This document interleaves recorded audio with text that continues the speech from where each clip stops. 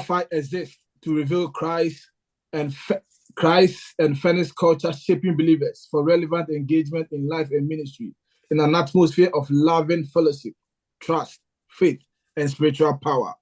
I will take it again. Wi-Fi we exist to reveal Christ and furnish culture shaping believers for relevant engagement in life and ministry in an atmosphere of loving fellowship, trust, faith, and spiritual power for relevant engagement. So we do all this in an atmosphere of loving fellowship. Back in the days, I remember we go to church and you drop your pen, you can't even pick it up. Everybody will look at you because pastor is preaching, you are making noise. You have dropped your pen. Here, it's an atmosphere of loving fellowship. Our mission here as a family is to influence mindset change through the revelation of Christ and equip believers with the word to the intent of having them firmly founded to also empower others to be impactful in every sphere of life. Our mission is to influence mindset change. And I think this year's theme is in that direction. If I'm right, what is this year's theme? What is this year's theme, Rev? IB24. Somebody should tell me. I don't want to be the one talking. Somebody should tell me so that we can move on. You have come to be part of what the Lord is doing. So somebody should get involved and tell me the theme.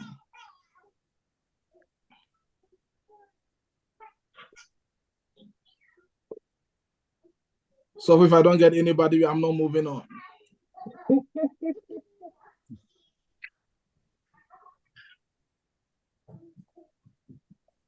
The quest for mind transformation and freedom. Sorry, I didn't hear that. The quest for mind transformation and freedom. The quest for mind transformation and what? Freedom, which is in line with our mission.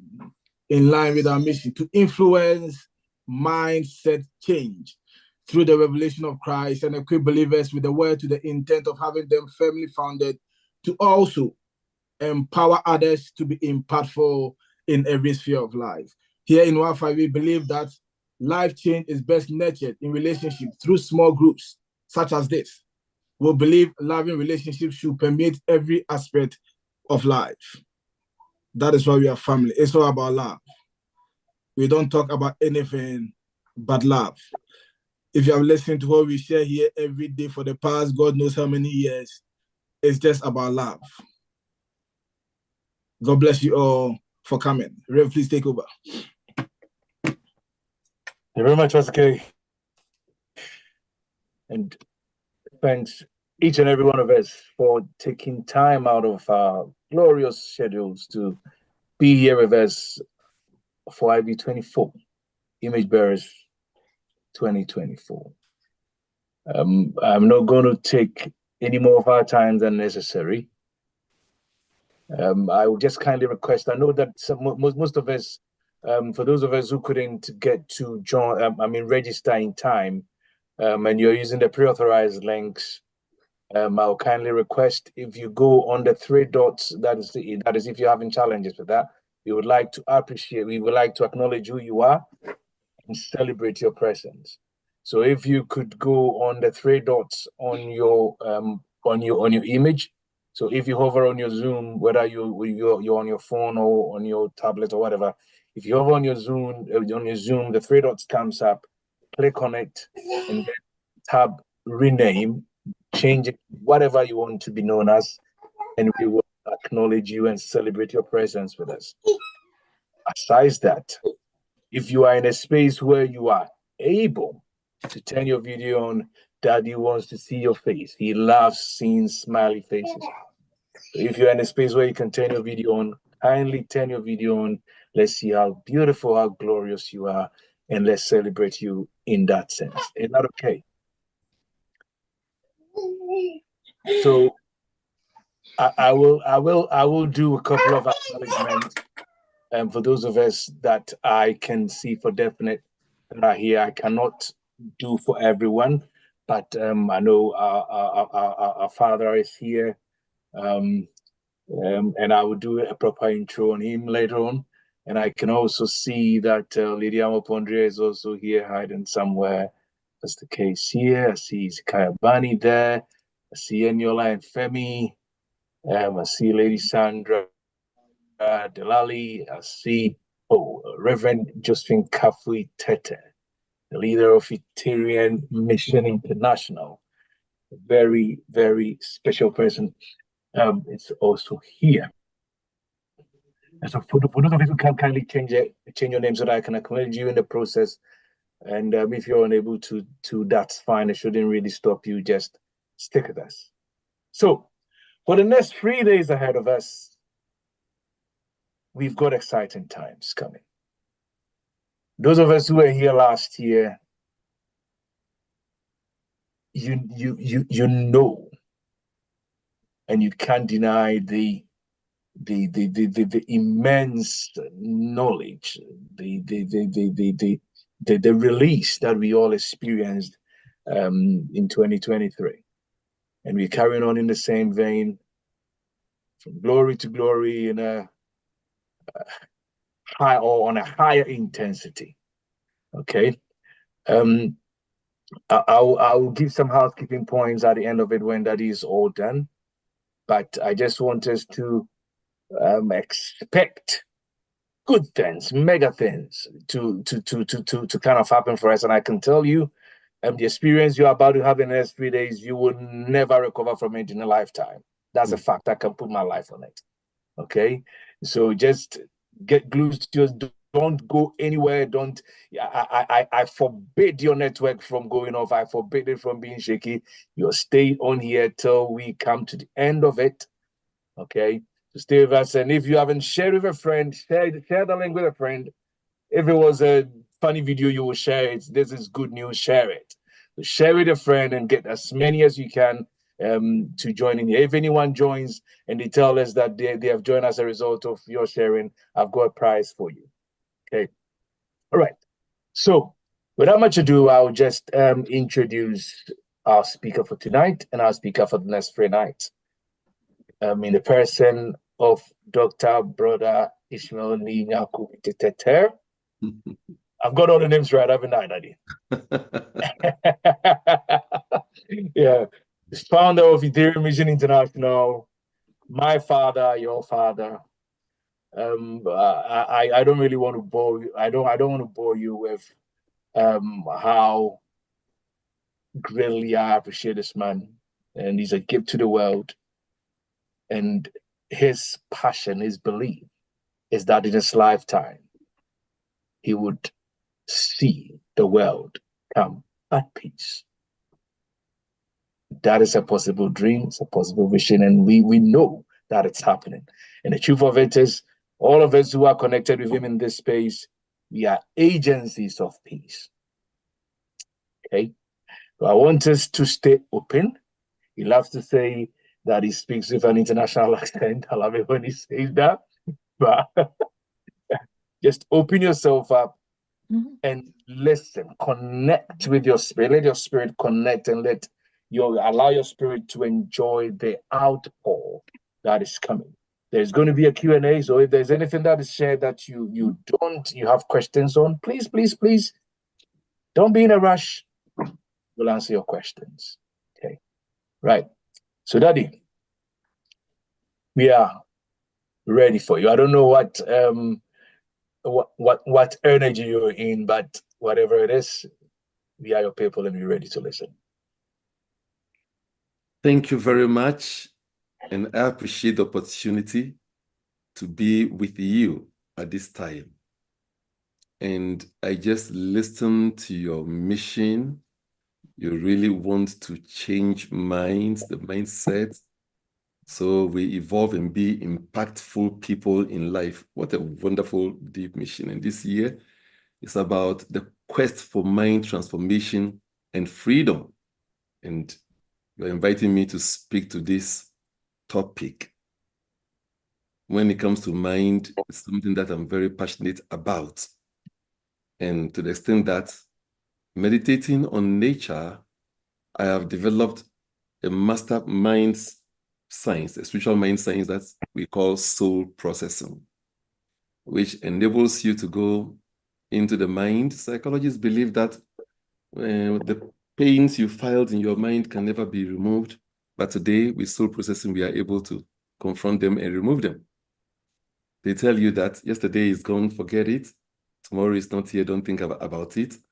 But with soul processing, we are able to go all the way back even to your mother's womb and find what you have scripted there and help you to re-script it in ways that are in alignment with your Christ calling. So thank you once again. And I'd like to speak just freely as I know the subject, and I trust at the end with your questions to support you. I will also encourage you, if you've not put your name up there, please follow the direction that our Reverend Minister Upon has given us and change so that we can see your names there.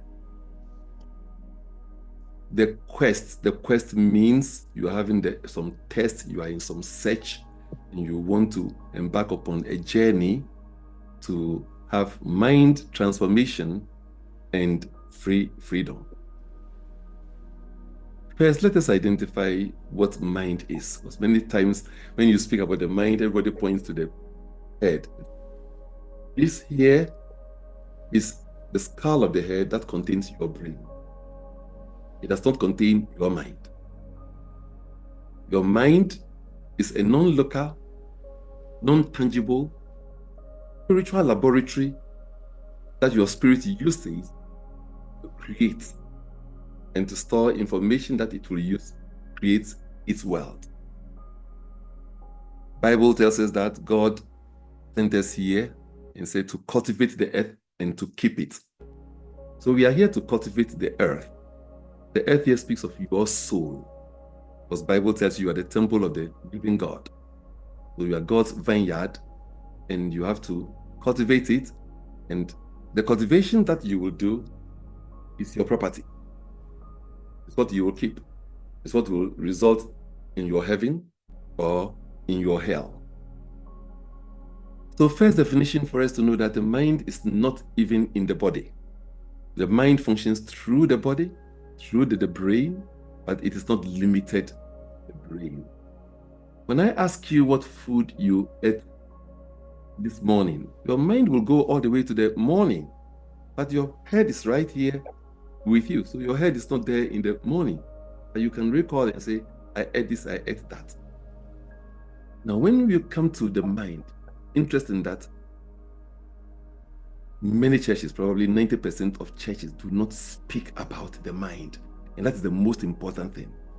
Man is the greatest handiwork of the creative love intelligence that we choose to call God. And your mind, feelings, and your senses, these are your inner worlds. These are the tools that constitute your greatest assets. You go through school, you learn many things: physics, chemistry, biology, philosophy, arts, and so on. But even the mind with which you used to learn, nobody teaches you about the mind. But today, I say that education has lost its purpose. And if you care to know, education is there simply to create you as a workforce, not as thinkers. So you are built to be a worker, not a thinker. And you cannot achieve anything without thinking. The Bible tells you in Proverbs 23, verse 7, that as a man thinks in his heart, so is he. We don't think in the heart. The Bible, metaphorically, was merging the two. As a man thinks in his mind, backed by the feelings of the heart, you feel in the heart, so you are. This formula is very big. It means that whatever your life is, whether your life is godly or devilish, it's all coming from your mind. And when you don't know your mind, you don't know how to gain access to your mind, then truly you are lost. It's Psalm 43 or so. Yes, Psalm 42 verse 11. That the psalmist was praying and say, "My soul, why art thou disquieted within me?" When I ask many Christian pastors even to tell me what is the soul, they're not very sure of it. But Genesis 1, verse 26 to 28 tells us that God created us in his image and likeness. So the mango seed is simply speaking of the mango tree. So the mango tree has created the seed in its image and likeness. So the seed will also evolve as a mighty mango tree, a mighty fruit-bearing tree. So God has created us in his image for us to also be creative. But if you don't know the instruments that you use to create, then certainly you will not be able to achieve anything in life, and you follow the education path of becoming a worker, a workforce, and not a thinker. So many people are very organized. During the COVID period in 2020, I shared that the next major disease that the world will be talking about will be depression. Depressions of all sorts. And today, every corner they talk about mindfulness, mental health, and so on. The world suddenly is waking up that we need it, because COVID put many people in fear, anxiety, tension, and it's still ringing in our cells. So we need to really shake them off. And truly, we are not concerned about the mind. Interestingly, many people are interested about mental health without even knowing where the mind is. See, when you ask them, they'll tell you that's where the mind is. So once I've given you the definition of what the mind is, let's look at mind transformation, mind growth. Because you go into the Bible, I love my Bible. When you read Romans 12:2, we say that do not conform to the patterns of this world, do not conform to the standards of this world, but be ye transformed by the renewing of your mind. Do not conform, but transform. I like the poetic presentation there. But if you don't know what the mind is and how to even gain access into your mind, then you are totally not in possession of yourself. In fact, you have nothing. You own nothing until you own yourself. And to own yourself is to own your thinking, your feeling, and your senses. I mean the senses of sight, smell, taste, touch, and hearing. So the Bible tells you that do not conform to this world, but be you transformed by renewing. Renewing means make the mind new every time. How can you make the mind new? The book of Ephesians tells us that be renewed in the spirit of your minds and put on the new man. The new man, be renewed and put on the new man that has been created after God in righteousness and in true holiness, meaning somewhere in you there is a spiritual frequency vibration of righteousness and holiness, the image and likeness of God. But when you are entangled with this world, then you lose touch with your own righteousness and holiness. So you say, be you renewed and put on the new man that after God was created in righteousness and in true holiness. But what has made the mind be entangled that we now need to be disentangled so we can have our God essence? Why? The thoughts that run in your mind. Are all the thoughts that run in your mind your thoughts? I'll tell you that about 90% of the thoughts that come to your mind are not yours. We receive thinking from many sources. You might have experienced a phenomenon where you're chatting with a friend, the friend said something that to all extent you believe or you thought you did not understand or you did not hear. And you ask the friend, what did you say? And the friend said, oh, so you weren't listening. I won't tell you. Suddenly you said exactly what the friend said. Truthfully to you, if you play back all of those events, you can realize that you did not hear what the friend said. But how come you're able to play exactly what the friend said? Because under mind, the mind has got layers, and we need to know the anatomy of the mind. So we have the conscious mind with which you are communicating with me now. Then we have the subconscious or sleep mind, which is called subconscious. Doesn't mean it's inferior to the conscious mind. It means it's operating under a conscious mind. And it's a mind that is recording everything that is going on. So you did not hear your friend, but the subconscious mind heard your friend. And when you were battling the mind, it played it to you. If you were to gain access to this subconscious mind, it will be a miracle in life. If you know this phenomenon, then you know that when even you are in a classroom and learning, you are not learning only with the conscious mind, but with the subconscious mind. If the subconscious mind can play back what you have learned or heard, why don't you know how to train the subconscious mind so you can communicate with it effectively and fetch whatever information you want? Well, you've heard my introduction. The part I want to tell you about is that, yes, I'm Brother Tete, founder of Ethereum Mission, Center for Spiritual Empowerment and Life Mastery. I'm the founder. I've got a very powerful leader in the person of Josephine Tete. When you mention Josephine Tete, many people think, well, she's also a Tete, she's my wife. She's actually my daughter, who has also married a Tete. And not my biological daughter, who has also married a Tete. Very powerful woman. You need to really meet with her. I'm a universal citizen. However, I come from Africa, so nature is my teacher. Many people have wondered whether I have studied psychology. Sorry, I have not. My leader, Reverend Josephine Tete, has a master's in psychology. I don't. The first time I went to India was this year. Years ago, some people say that my knowledge, I studied from India, and I've never been to India at the time. They said, oh, I went to America and I was taught, and I've never been to America at the time. When you observe God in nature, nature teaches you. Bible says, and they shall be taught by the Spirit of God. Whatever I know is what I've observed in the footprints of God all through nature. And the example I just gave you about you talking to somebody, the person says something you didn't hear, and then you played it back. It's a clear example of observing nature and seeing this is how nature works.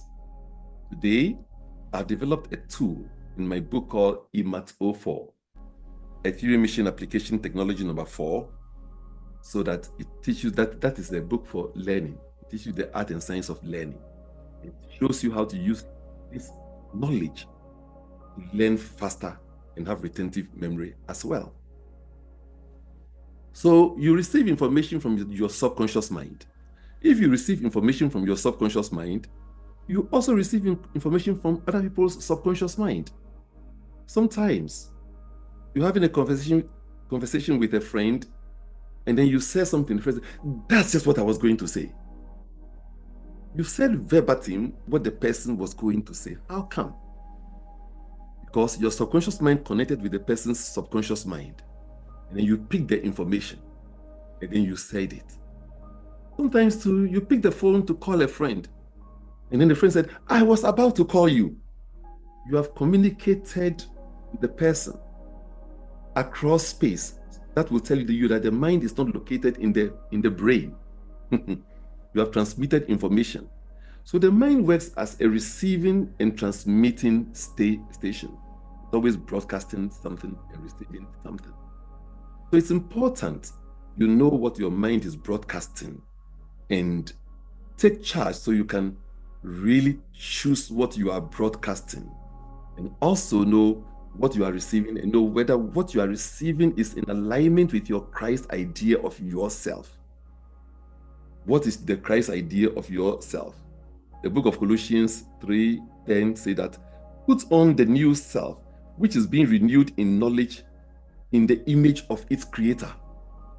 The Christ idea of yourself is that you were created in God's spiritual image and likeness, and the whole kingdom of God's love, joy, beauty, purity, power, presence is all within you, as Yeshua taught you in the book of Luke chapter 17, verse 20 to 21. He said, the kingdom is not coming with observation, and he could be observed. Neither will they say, here it is or there it is. And he was there and he was here. And then he clearly said, the kingdom is within you, meaning the power, love, and the very presence of God is within you.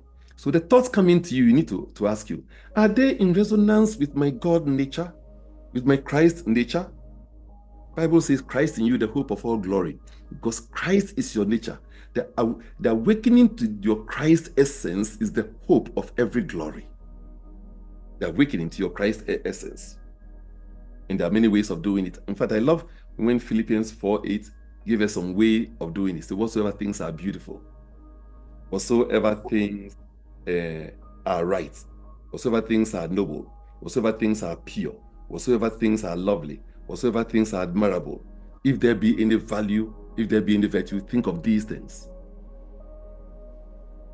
This tells you that you need to have a spiritual practice of sitting and going into your mind and deciding whatsoever things are noble. Say, noble thoughts now come visit my mind.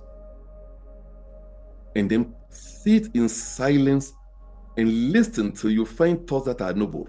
If a thought comes that is not noble, that is not pure, that is not beautiful, you say, what I am looking for is a beautiful thought.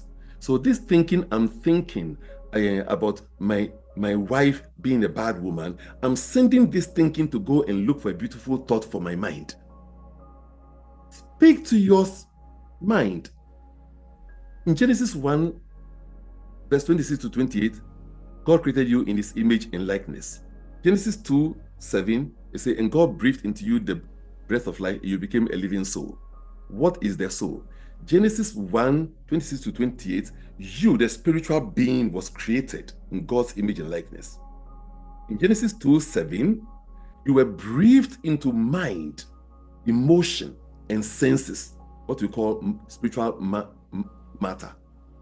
God formed the dust. It's not thinking of physical dust, mental dust, emotional dust, sensorial dust.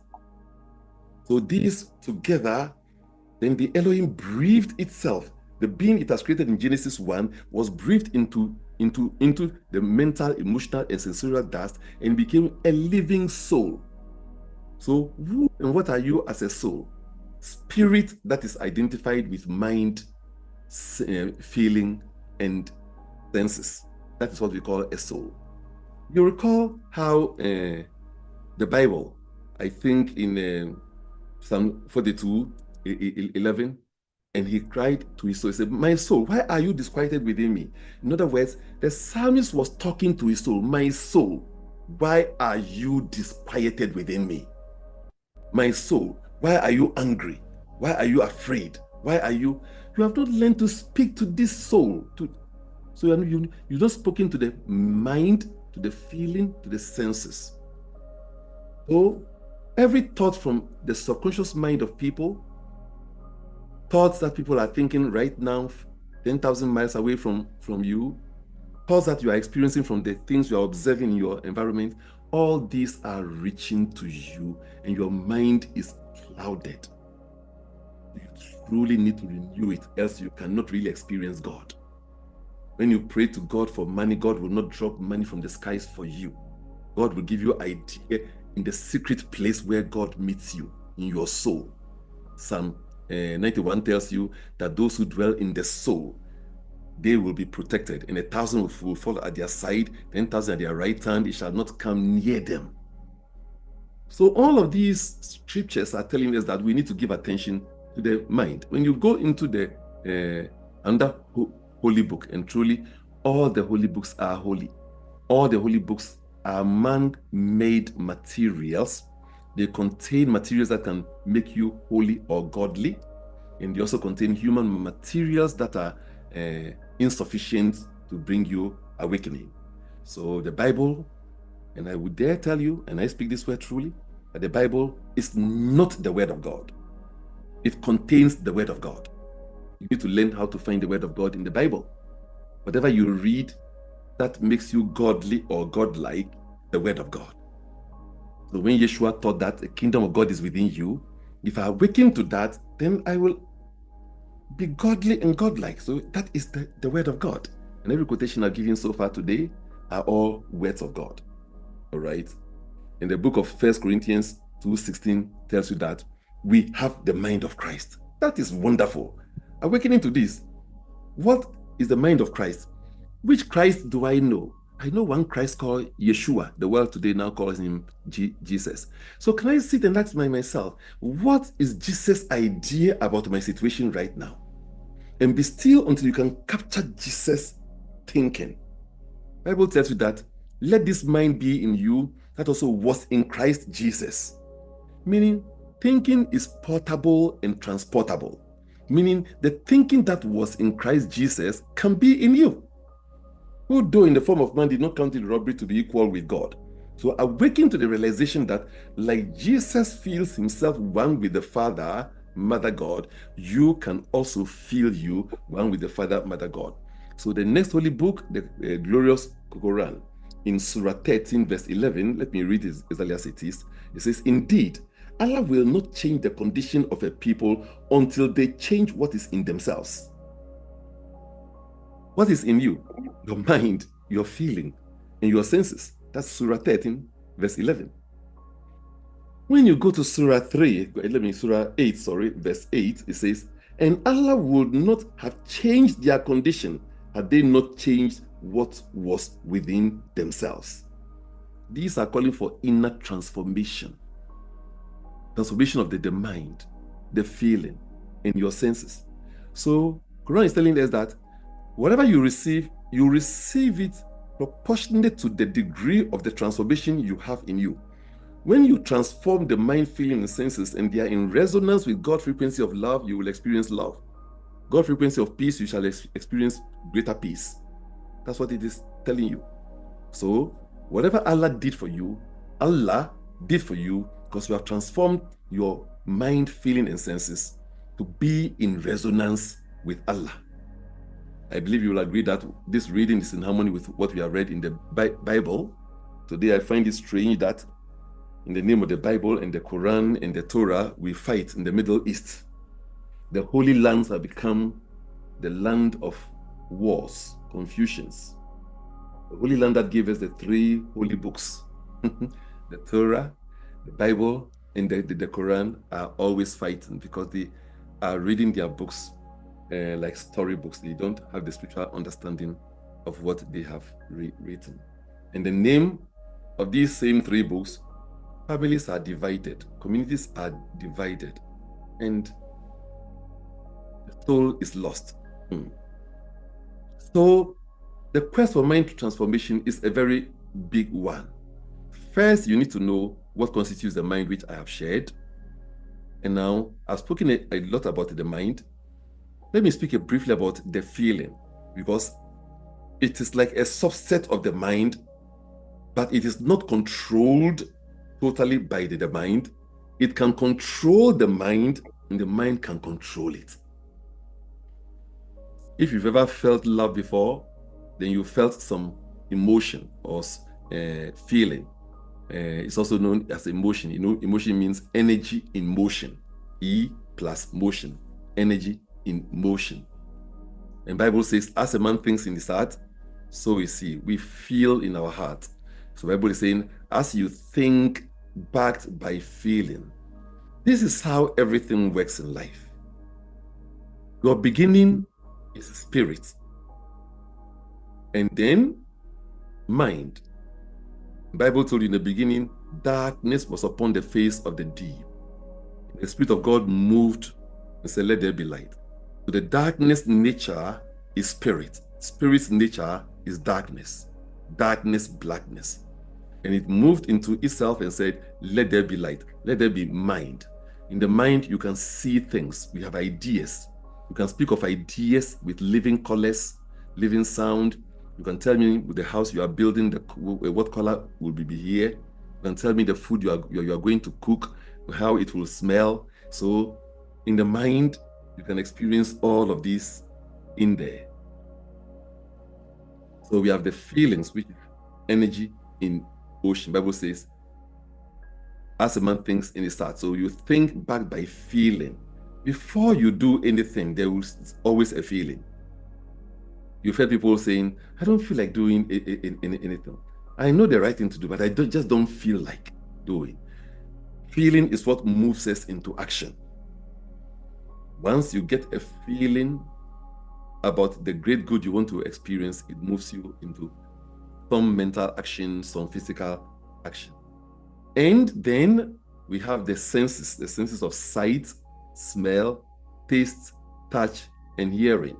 Bible says that friendship to the world is enmity to God. Friendship to the world means when you are attached to the dictates of the senses, the sense of sight, smell, taste, touch, and hearing. We take these 5 senses for granted. In fact, many people discount them. And some even tell you that you must not align yourself with the senses. I wonder how that is possible. Go tell them that Brother Ishmael experiencing God from nature tells you that it's impossible. No one can overcome the senses. You can never overcome them. They are part of you.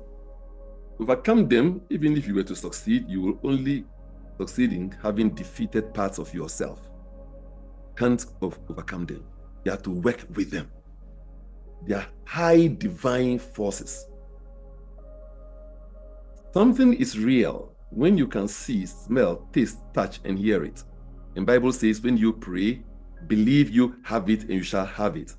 How is that possible?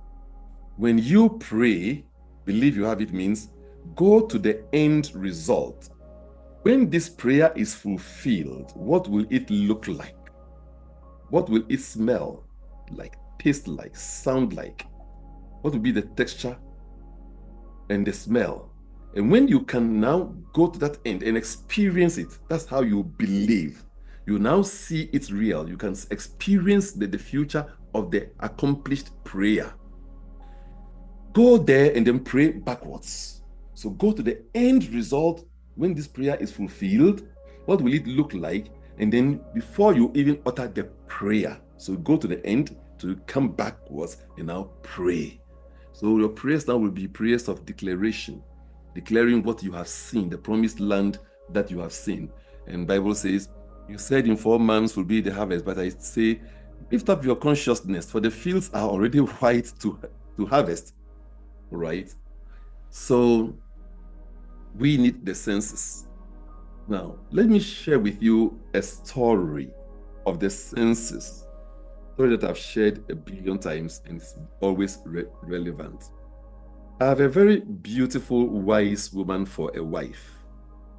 During the time of our courtship, we got to a time I thought I have to back out, but she wasn't proud of me. There's no need to marry a woman who is not proud of me. So I was really thinking of backing out when my inner light decided to look deeply at her. She's very affectionate, she's very this, very that. So how can she not be proud of me? The story is this. If we're walking and I held her hand, she will find a way to remove her hand. And when you ask why, she will tell you, you are a man of God. If somebody sees you holding a lady's hand, they may have negative thoughts about you. What about now that we have even been married over 35 years? When we go to the bedroom, sorry, my dear ladies and gentlemen, I sleep in the east, she sleeps in the south. If I cook her to the middle, within a few minutes, she'll be back in the south, right? So if I sleep in the north, she'll be in the south. If I sleep in the west, she'll sleep in the east, that type of thing. Why? So because of that, if I cook her to the middle a little bit and we have some little bit of touch, in a few moments, she'll be back to her station. And if I want to hug my wife, I hug my pillow. And that is not really fair. So I was thinking, this woman, no, she doesn't like me. She's not proud of me. But let me fast forward. Study of the senses at the time, because I knew it, led me to look in that area and realize that she's a sight and hearing person. And I am a touch and smell person. If you come to me and you hug me and you don't smell wonderful fragrance around me, then you have not hugged Brother Ishmael.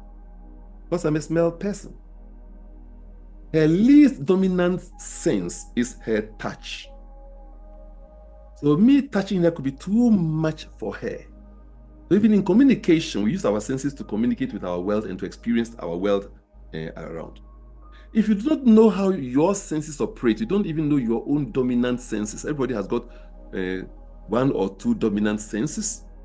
And we've got the harmonizing sense or senses. Then we've got the minor senses. So it's like parliament. You've got the Speaker of Parliament, call him the harmonizing sense.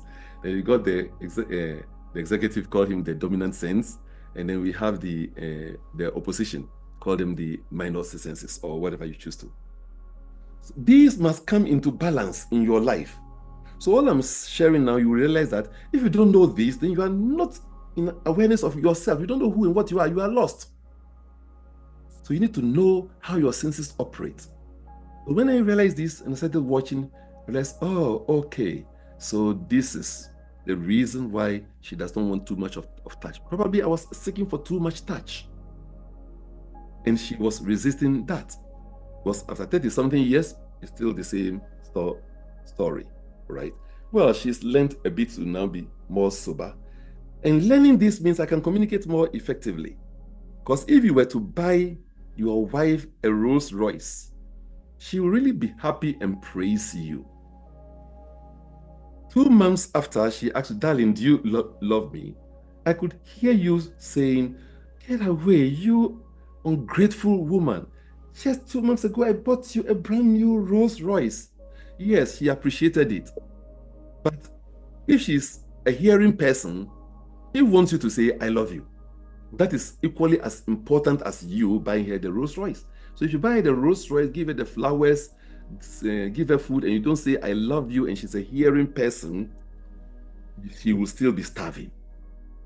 So she will be going to where she can have somebody to tell her, I love you. So you see the power of even communication with spirit, with others, with our friends, our workmates, our churchmates, and so on.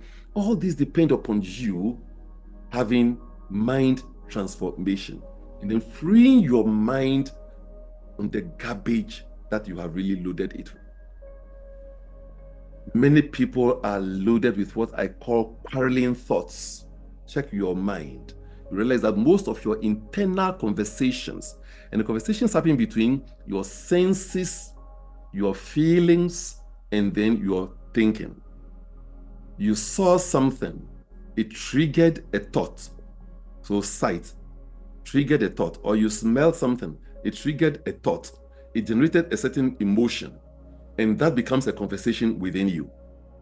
It could even be the news you heard. It becomes the conversation within you. And for the whole day, maybe you are swallowed in that conversation.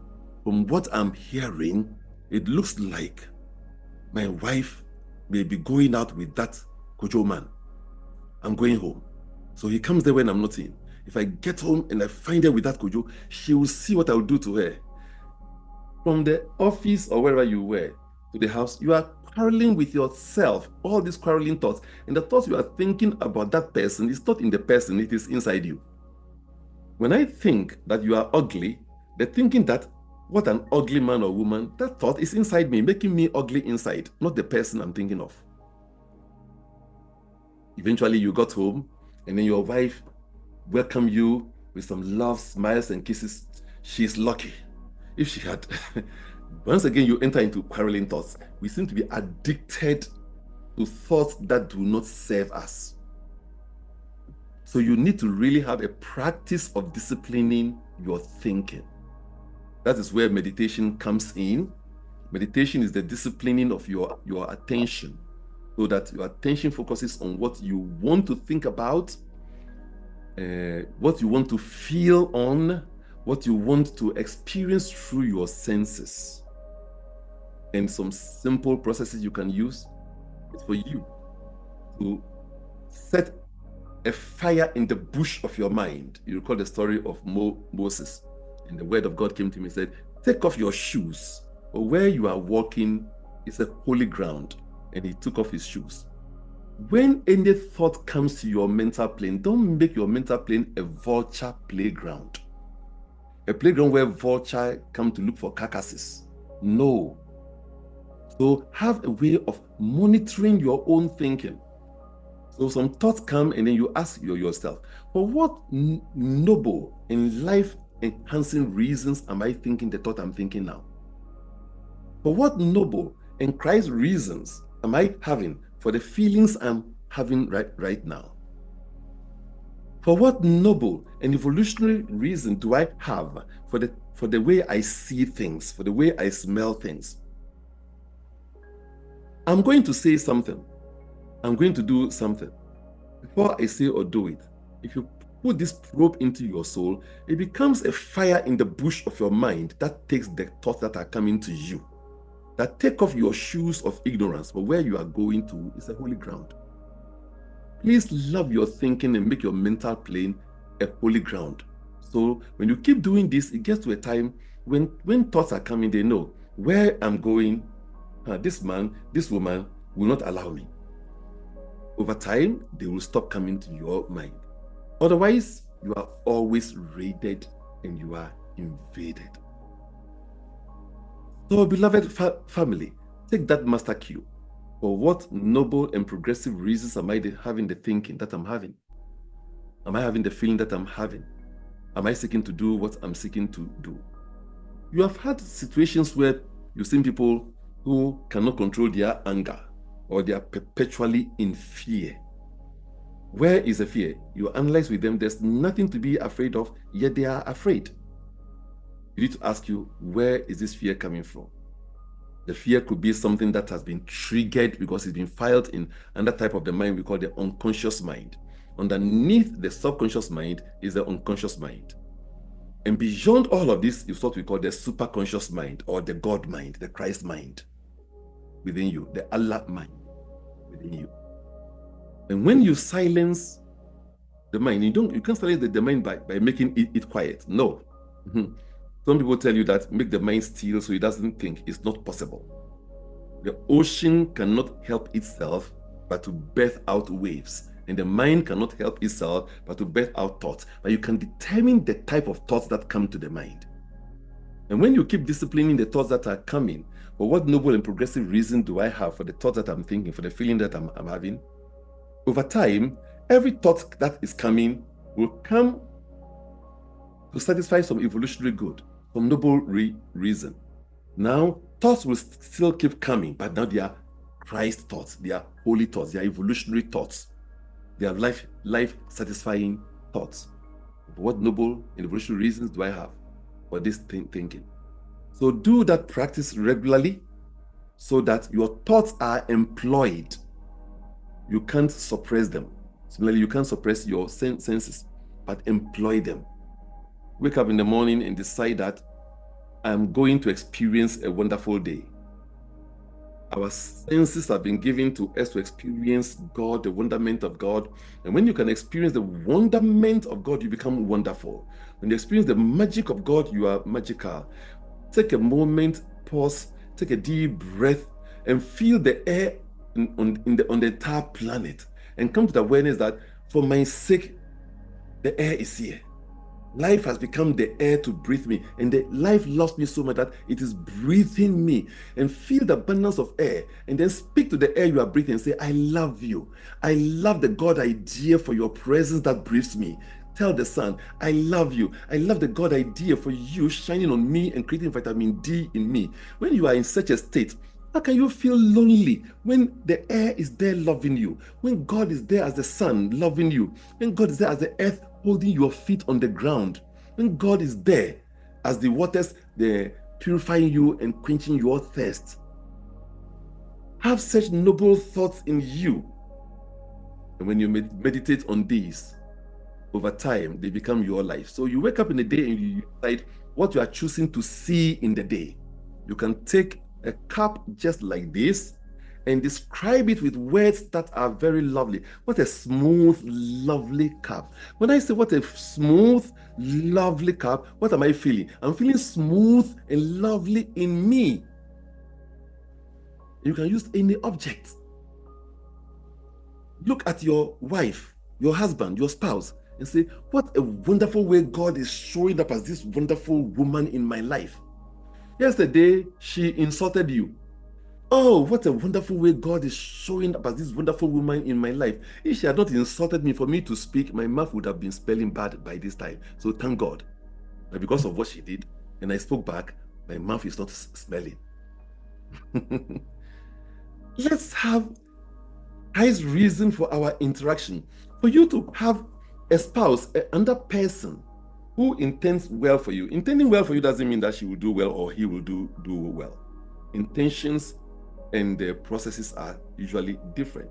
He or she may intend well, but the process, the way she has been taught to process may be different from yours.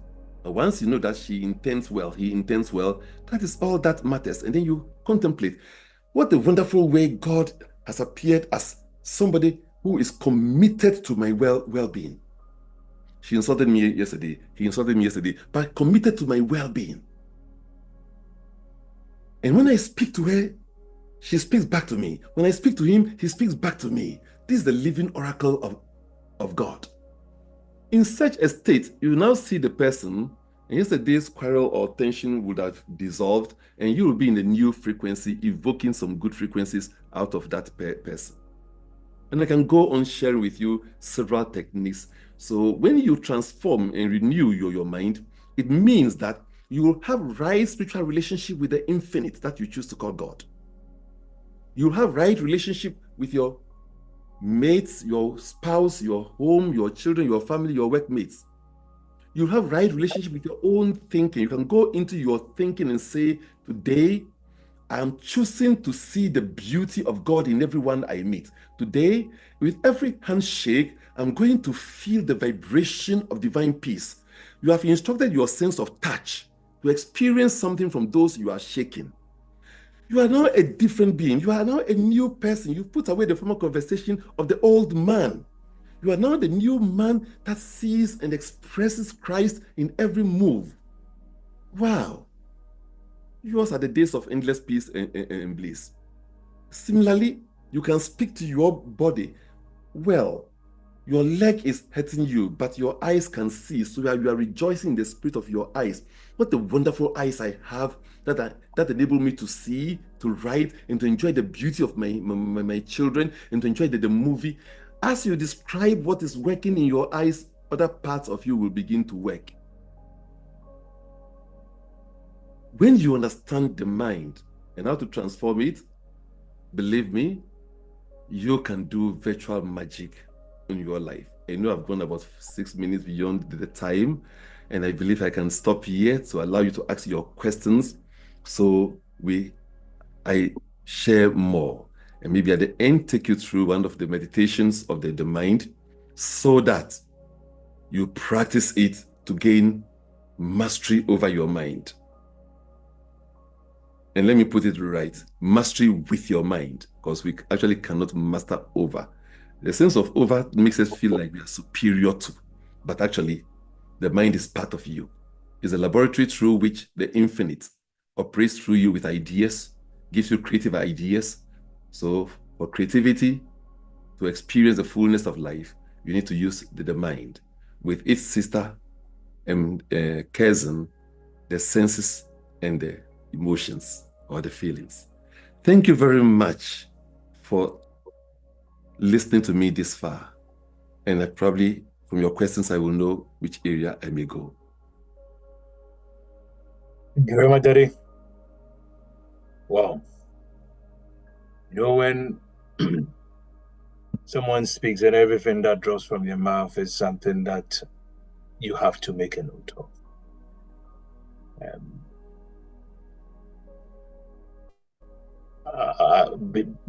Before I hit it with my questions, I just want to ask if any of us has got a question on their minds in line with what has been discussed, even if it's not a subject that was specifically touched on in this space, but is related to the theme. Please feel free to ask the question in this time. And Daddy will answer while he takes a sip of water. Any questions, please? Feel free, don't be shy. There's nothing like a stupid question. Every invention is preceded by a question.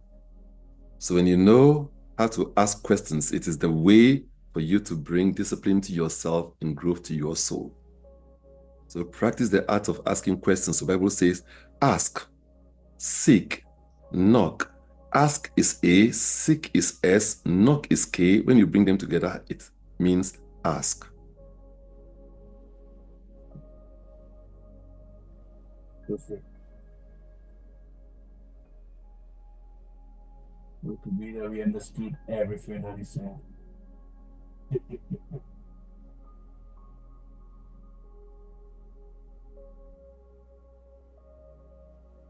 Anyone at all? May I ask a question? Go on, sir. Can anyone please share with me the 4 layers of the mind as you just heard it this evening? Good question. If we are asking a question, he's asking us a question.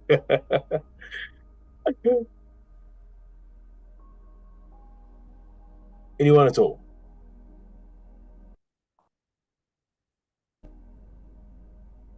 I love interaction. So Many people are using some OD, so it makes it very... it's difficult to tell who is.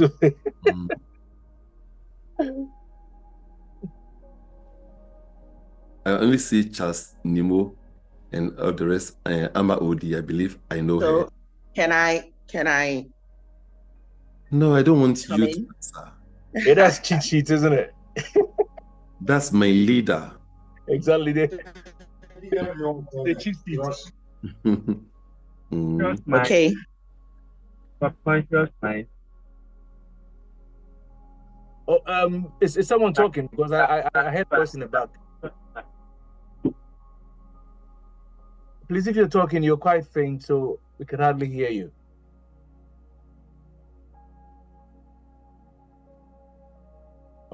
Barakwa, was it the one talking?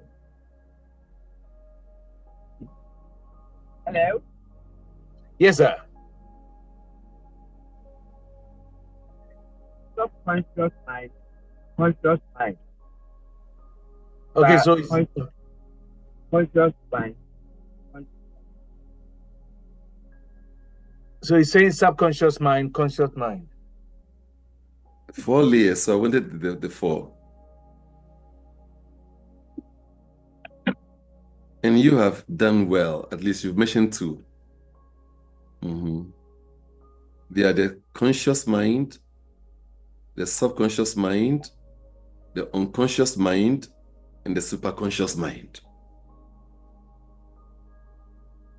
So in what way do you gain access to the superconscious mind, or the mind of God, or what we call the Christ mind? In what way do you gain access to the superconscious mind? Can I hear the answer from any of you? Through meditation. Yes, through meditation. In fact, who else want to add?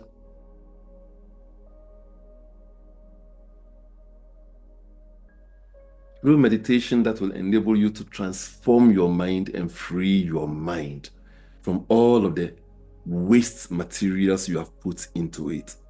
If the mind is already filled with waste material, there's no space for the Christ mind to flow in, because the cup is already full. So you need to have a mind transformation, where mind transformation tells us, therefore, that we are not throwing the mind away. The energy of the mind is indestructible. You have to transform it to what is usable to fulfill your desire. So transform your mind. And to do that also, you need to free your mind from what frequencies you do not really like. Because the mind, as I said, is like a radio transmitting and receiving station. It's receiving information and broadcasting information. Always ask yourself, what am I choosing to broadcast today? What am I choosing to receive today? Go into your mind in silence meditation and say, I'm choosing that today, since you are centered on love, today I'm going to experience love from everybody that I meet. I will only hear the message of love from everybody that I meet. If someone even insults you, you can hear the voice of love from that person. Over time, you are now in charge over your life, and you now own your life. You have nothing until you own your mind and your feelings. But as I've explained, you don't own them. Thoughts are coming from many regions into your mental field. And I mentioned a few. Thank you. Thank you, sir. Any more before I ask 2 questions?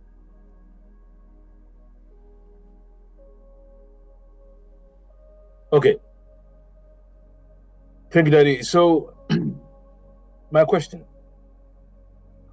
It's we do hear this often that I've had a few people ask that these New Age teachings, these New Age thoughts, it puts emphasis on self and the mind, and it denies the spirit. So it's like having a form of godliness by denying the power. Trust in the Lord with all your heart and don't lean on your own understanding. In all your ways acknowledge Him and you direct your path. But you are telling us to transform our mind and use our mind and get into our mind and harness the mind, and everything is mind, me, self. And that denies spirit. Is this not in conflict with traditional idea of spirituality or spirit? As in, if we are putting focus on the self, because you get quotations like the arm of flesh will fail you, and he was human to err is human, and humans are nothing, and you've got to rely on God, and all we're talking about is mind. So how do we reconcile this? Let me take it from the last statement that humans are nothing. There is nothing that providence will create that is useless. So every moment of your life, you are something. You are the important divine idea of the infinite that you choose to call God. Ever useful. But when the Bible talks about the arm of flesh will fail you, it's speaking this figuratively in relationship to time, energy, space, and circumstance. A message in one time, energy, space, and circumstance is not valid in another time, space, and circumstance. When your child is 6 years old, you know what to talk to the child about sex. But when the child is 27 years old, 35 years old, and she's not married, you tell her, you ask her, when are you getting married? In other words, you're asking her, when are you going to get involved, right? In marital consummations and so on. So, but we take teachings from the scriptures out of context, that who was the teacher speaking to and what was the teacher meaning. The Bible tells us, for example, that we don't have to lean on our own understanding. For us not to lean on your own understanding, you will have to learn mind transformation and freedom, because your understanding is already captured, kidnapped in the thoughts of other people. Other people are thinking their thoughts through you. Somebody will pass by. His body language can cause you to go into world war with yourself. You are having a conflict with your spouse. Somebody will pass by, will not say a word, but the way the person will shrug the shoulders and the eye, he or she has put petrol into the fire between you.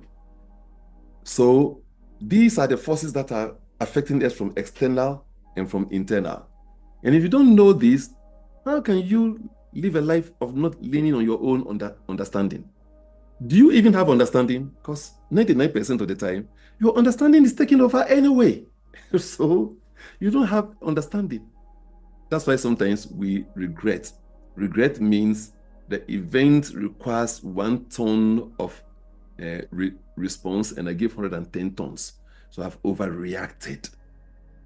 And where did the 100 tons came from? That comes from the past. As a result of Amma hurting me, I'm now going out with Akosua. This is the same thing Amma did, and she eventually hurt me. Akosua was doing something similar, and you are on all fires. And she may be going to a total different tangent. These are practical things you've experienced in your life. So for you to not lean on your understanding is a very big statement.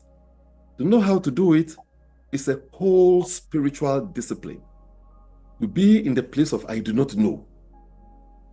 And I'm allowing the cosmic knower to know what it wants to know through me. It's a way of sometimes starting your day and be in the place of I do not know. And I have some programs that I teach. For example, if you can recall the times when you did not know and somebody even called you stupid, if you can play back all of those moments when you did not know, you are in power zone. But many people do not know. I did not know and it caused me problem means I was in the state of that vacuum. That's the place I have to say, Spirit, take over. But we don't know how to make the call in that hour. And for you to do that, as you can see, it all requires mind transformation. So you can remove the debris, the rubbish out of your mind, and then you'll be in a state of receptivity, vulnerability to Spirit to use you. That's why I also explained that from beginning that God created you spirit, pure, unconditioned, filled with limitless abilities, capabilities, and possibilities. And these expressed through your mind, feeling, and body. Think of your spirit like a streak of light from the sun, where God is the sun, and you are a streak of light. You pass through the mind to break out the spectrum of your abilities, capabilities, and possibilities. That's what the mind is for. But if the mind is clouded, you may get dull rainbow, or you may not get any color at all. So if you go through any new age group and they speak of mind only, not speak of spirit, then they are lost. Because for you to operate the mind, there must be the operator, and the operator of the mind is spirit. And I trust many of you, if you are really desirous, you can even join me tomorrow. Fortunately, I'm doing another workshop of like nature tomorrow. And you need to hear this 1,000 times, actually, because it is strange that we have gone through our education and we've not been taught this. We should be going through this type of education from primary class 1 to our PhD. Did I answer you? Yeah, that's the answer I said. Right. Yes. Yeah, because I think I'm not sure if most of us or if some of us will agree with that.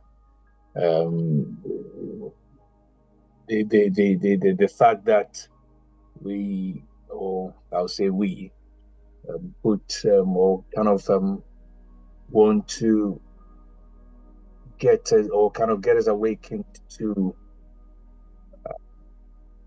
our connection with the divine within, doesn't get appreciated in some quarters, because we ascribe godness to a being outside of us, and the moment you start talking about, you are like, oh yeah. So yeah, that's the reason I asked that question. Right. Has God anyone would be omnipresent if God is in the sky? Sorry, sir. I say God cannot be omnipresent if God is in the sky. Exactly. God to be omnipresent, God must be present as the air you are breathing, the water you are drinking, the air you are walking upon, your own body, your feelings, your senses, everything. Everything in life, there's no waste. Everything in life has purpose. If you don't know, ask life instead of labeling them good and bad. And you know, Bible taught us something, but we have mostly failed it. In the allegorical story of the fall of man, remember Bible say that the day you shall eat of the tree of the knowledge of good and evil, you shall surely die. The day you will fall and allow you to compartmentalize life as good and evil, you will die. See the purpose of everything of life. Divine providence cannot create anything that is wrong. Life is right, death is right, living is right, and exiting is right. And when you understand the purpose for everything, you will know that the Creator is truly wonderful. and you come to your own self and realize that you are truly wonderfully and marvelously made, as the psalmist told you in Psalm 139. You are wonderfully and fearfully made. Okay.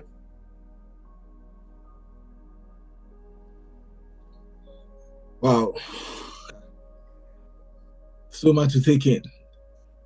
God bless you. Papa. God bless you.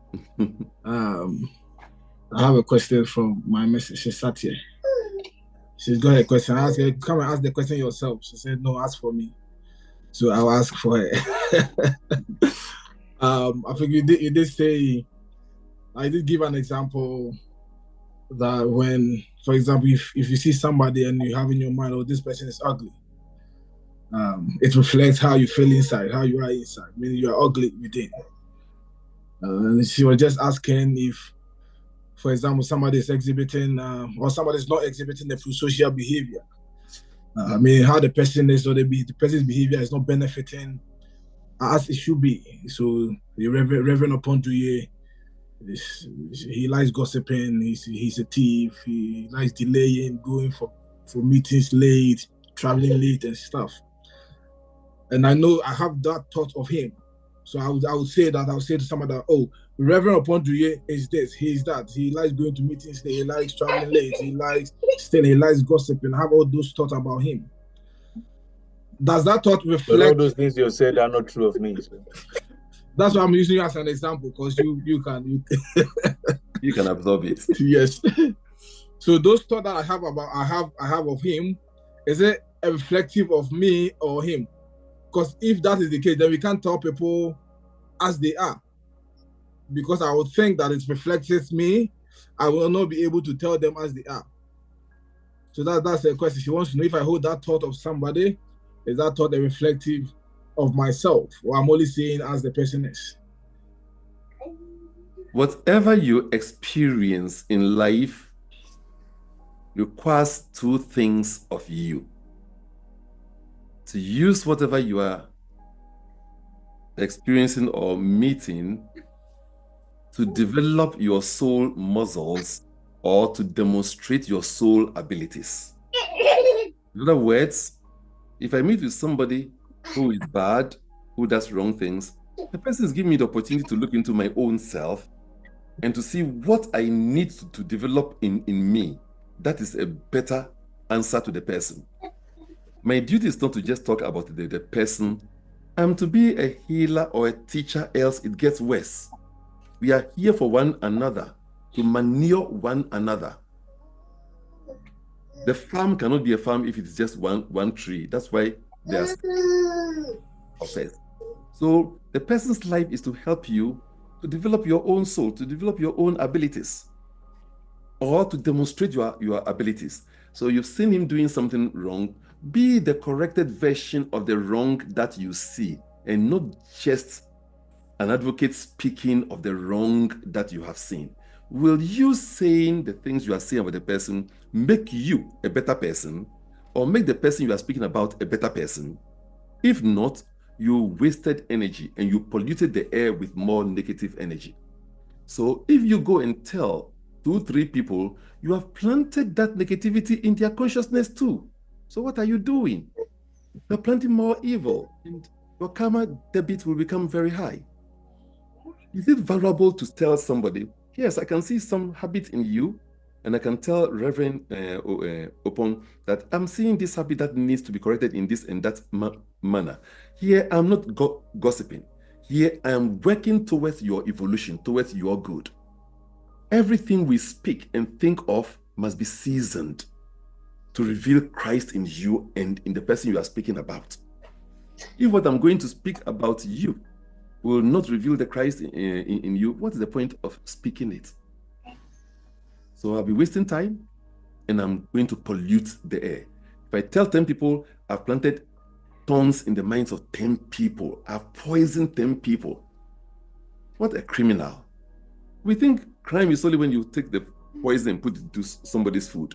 When you put those curious thoughts into somebody's mind, it's worse than putting poison in a person's food.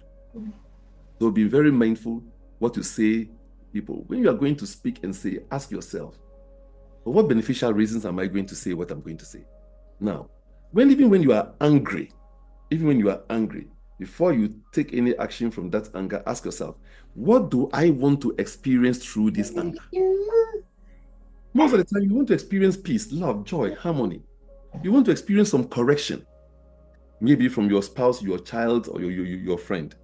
And ask yourself, will this way of expressing my anger and communicating with the person produce the correction that I want? Because if you attack the person condemnatively, the person will defend. And defense is a counter-attack. So you feel counter-attacked. See, there are many things we need to learn. There's something which I call corrective correction and condemnative correction.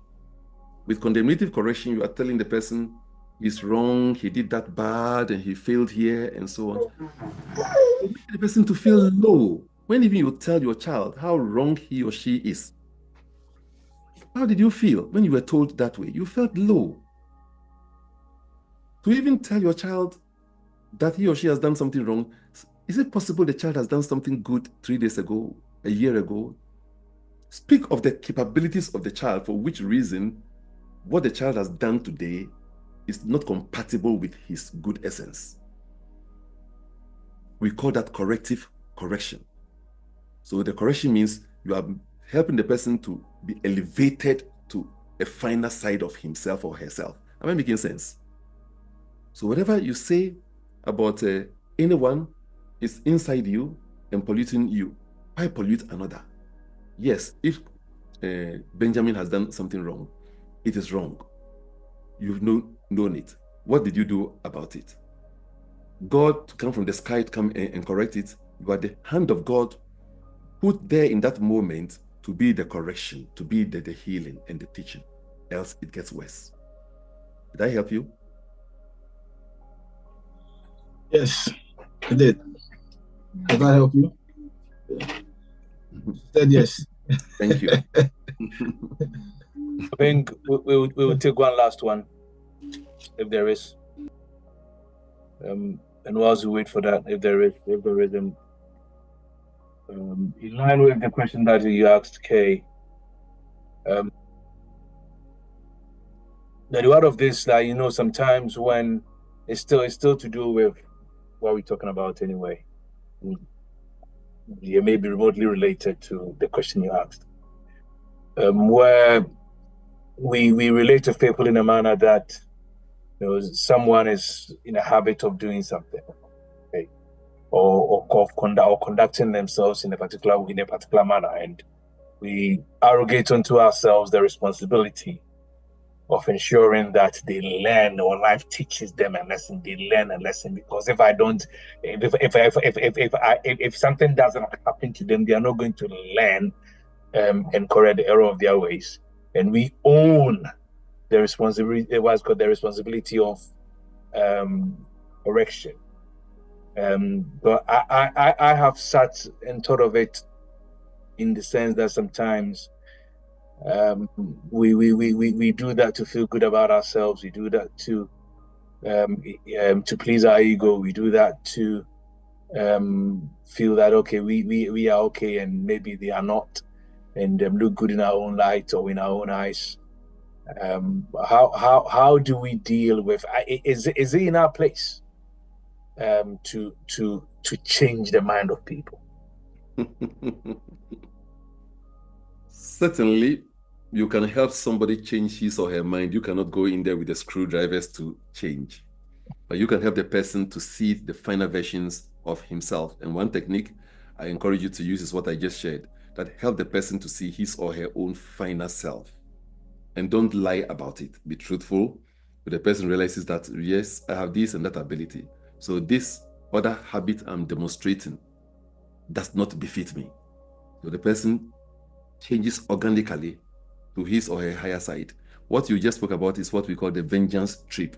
You are on vengeance. This person must suffer some pain to see that what he did was wrong. That's vengeance. And that vengeance spirit is now poisoning you. Because when you say you must suffer some pain, thinking that, see what you are feeling, you are poisoning you.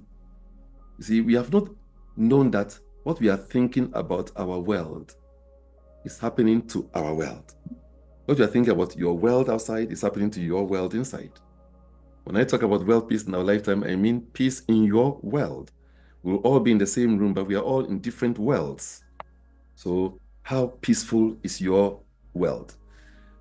So when we come to understand that we've all come from one pool of knowledge, one pool of substance, one pool of energy that we choose to call God, in the beginning, before life began,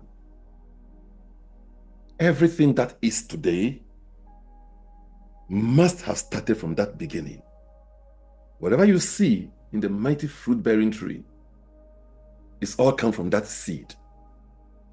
So all the fruits you are seeing on the tree, if they all can awaken and realize that we've come from the same seed, then whatever I'm witnessing for somebody, I'm witnessing for myself. And like I say, have the philosophy of, I'm there to heal or teach, else it gets worse. And you don't teach if you are in vengeance trip, because you want the person to suffer something. You teach when you leave the person to a place of capability, where the person knows that I'm capable of doing or saying something. And you know, once I have my reverend on this platform, why don't you invite her to say something to all that has been shared? Well, she's a psychologist too. She has a master's in psychology. I don't have. I learn life from nature. Maybe she has something to share in all that I've shared. Lady Joe. Hello. Hello, Mom. Good evening, all. Good evening. It's been very enlightening hearing my master speak his passionate topic. And he has planted deep seeds in our souls. The quest for mind transformation and freedom. Just yesterday, I was having a conversation with someone, and we happened to discuss on the subject matter. We thought we don't seem to be praying to a God that is outside in the sky and request, God, help me, pray for me, help my family, do this and do that. I need to be protected. We don't toe that line. And so reflecting, which is truth, reflecting on it this morning, I had this statement of truth that came to me, and I read it. It states here, just a second, let me get you. We do not pray to a God or an entity up somewhere to listen to us. We work with the laws of nature, which is God, the operational system, and the law of life itself. And so this topic, the quest for mind transformation and freedom, truthfully speaks to this awakening, which I've known, but it re-echoed itself to me. We know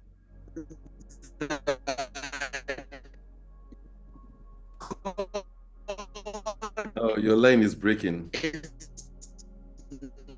Not a presence. Oh God, today, protect me. Am I okay now? Yeah. So we know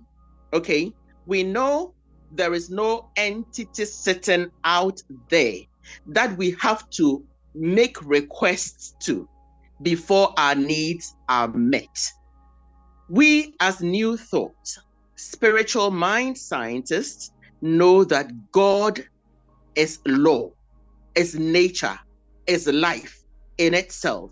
And if you know the laws of nature, definitely working in harmony with those laws of nature, you will naturally resonate with the laws of nature and attract your good to you.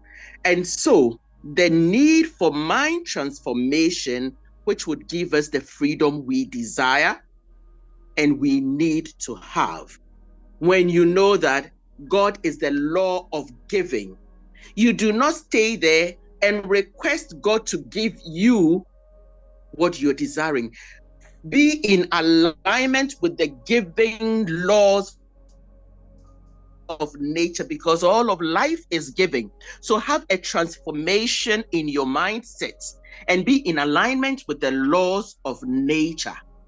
Then you work in harmony with it. You will be in that freedom because you would be working with the laws of nature, which is God. And it reflects in so many other things. You're seeking health. God itself is the health of life. Nature is healthy. And when you look at the natural laws of nature that reflect as health, you will begin to work in alignment with it. You would walk the path of natural principles of health yourself. So you're not asking a God up there to give you health, but you yourself, with your transformed way of thinking and processes, you will attract the freedom you're seeking. God bless you. God bless you, man. Simply put, through your mind transformation and freedom, you can raise your frequency. That's where you raise your frequency to match what you want to experience of God. You want to experience the blue color or the green color of the rainbow, you raise your frequency. It all happens in the mind. So with the mind, feeling, and the senses, you tune into the frequency of God. God will not do for you what God has given you the power to do.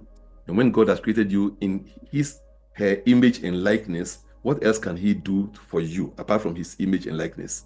There's nothing else beyond God's image and likeness that God can do for you. Is there anything else?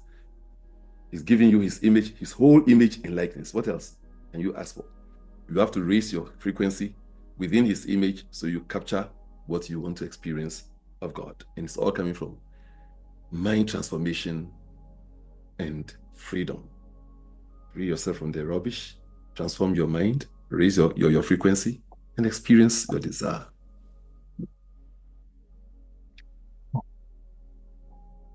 Beloved, as I said, every single that drops is laden with so much charge. We aren't done yet. We are here tomorrow. We're here tomorrow. Tomorrow, as Daddy said, we are on the global webinar. And those of us who don't have the link, I'll share. I'll send the link to yourselves. And we're here Sunday. Before Daddy wraps us up with the meditation and the release, I just want to encourage us to do something with the understanding I've learned, soul seeding. As a practice of seeding into the soul of a life enhancing knowledge. Okay.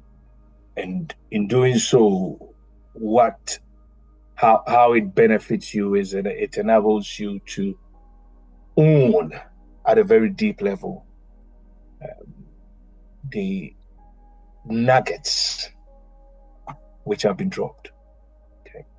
If you feel led to send a love donation, if you look in the chat, there is a PayPal account there, because we go with PayPal because they have their PayPal from different parts of the world. So giving a UK account doesn't really help in that manner. But there's a PayPal account there.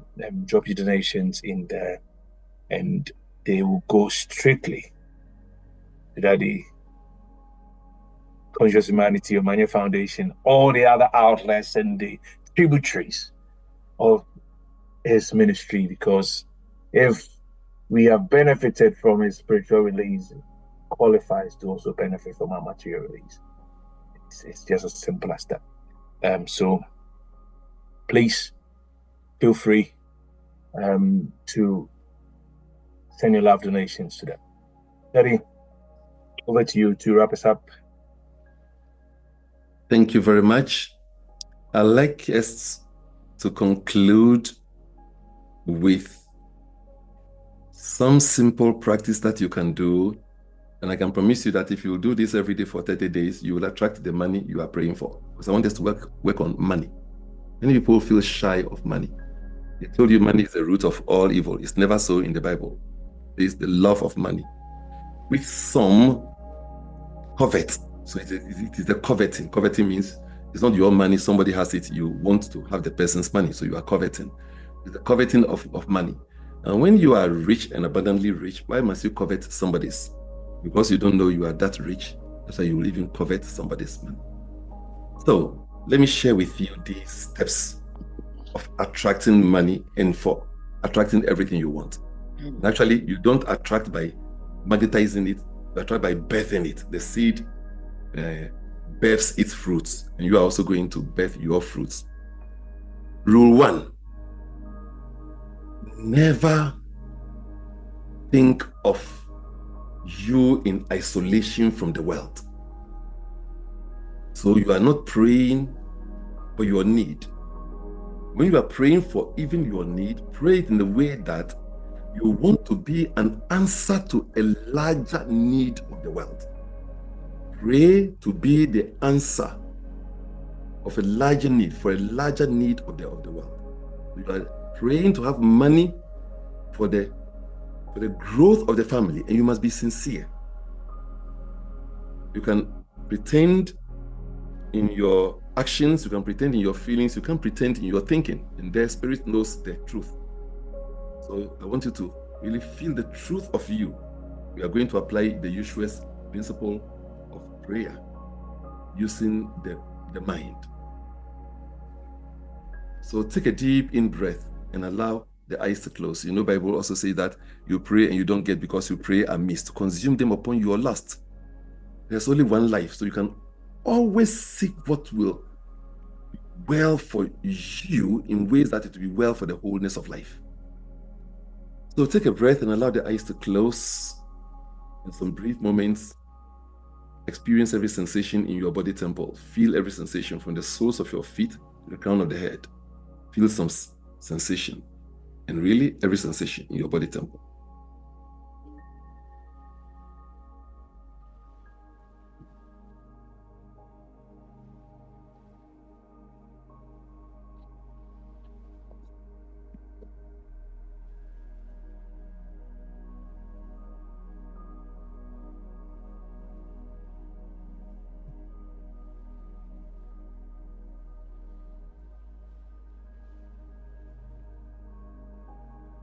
And now choose to think about money.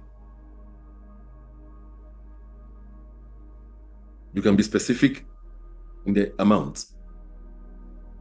And don't be afraid to be as wild as you can. Think about money. The £1 million, £100,000. Think about it. Tell yourself, I'm choosing this moment to think about me, £100,000 rich.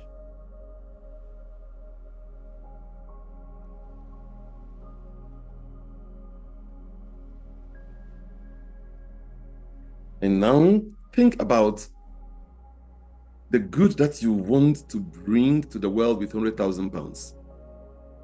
And let that be the only reason for wanting the £100,000. When I have £100,000, and I'm even advertising and having more students in the Omanje Foundation, and they are coming out brilliant students because they're taking the Omanje course, and they are noble individuals on the planet. People are seeking for such people. When you say you are an Omanje person, everybody is desiring your company. When that has happened, how will that feel like? I'm making my description, so describe yours. You have the £100,000 sterling, 100,000, they have £1 million sterling.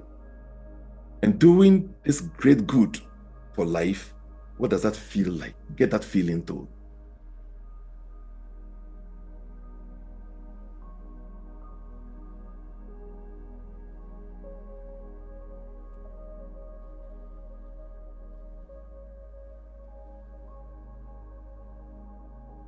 And what if it is true that you really have gotten that money? What if it is true? What if it is possible? It has been possible for many in the past. What makes it otherwise for you? Well, what if it is really, really true that what if in a year's time, I'm really £1 million sterling rich? And I'm having many more Omanye students coming out gloriously with Omanye discipline. Describe yours.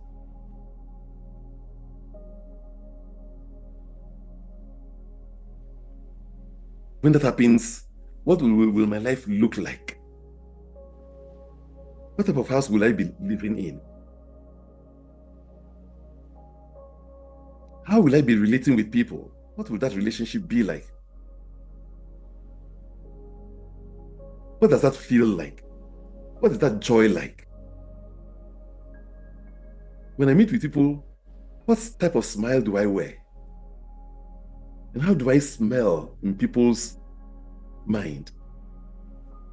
How do I sound in people's lives?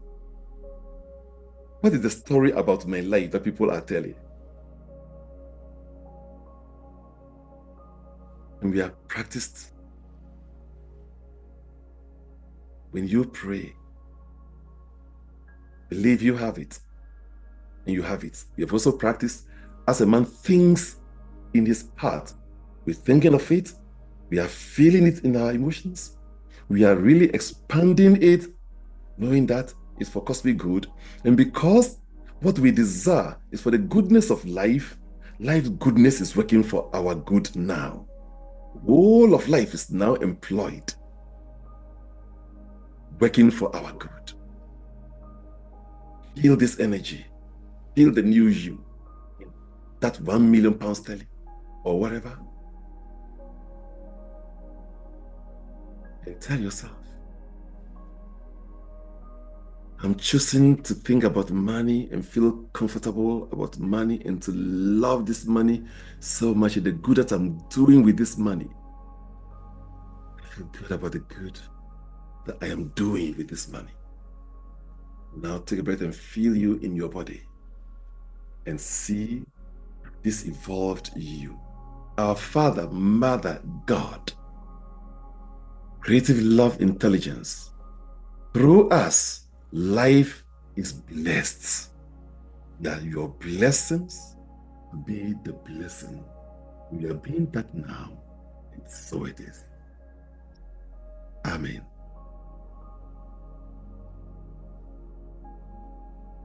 Take a deep breath now and bring you fully to your body. Strike the left and right knees and feel the differences in sensation. Bring the process to an end and allow the eyes to open.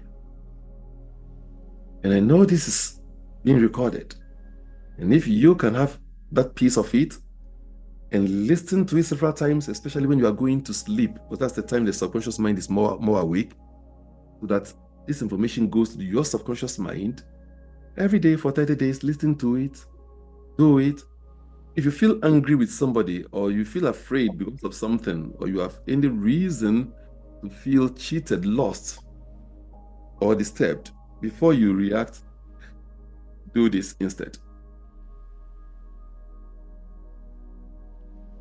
And I'm going to see you in 30 days, and when you get your millions, you'll donate some to the foundation so we can really help many more people on the planet. Thank you so much for the opportunity. Peace, and I'm done. Peace and love to us all.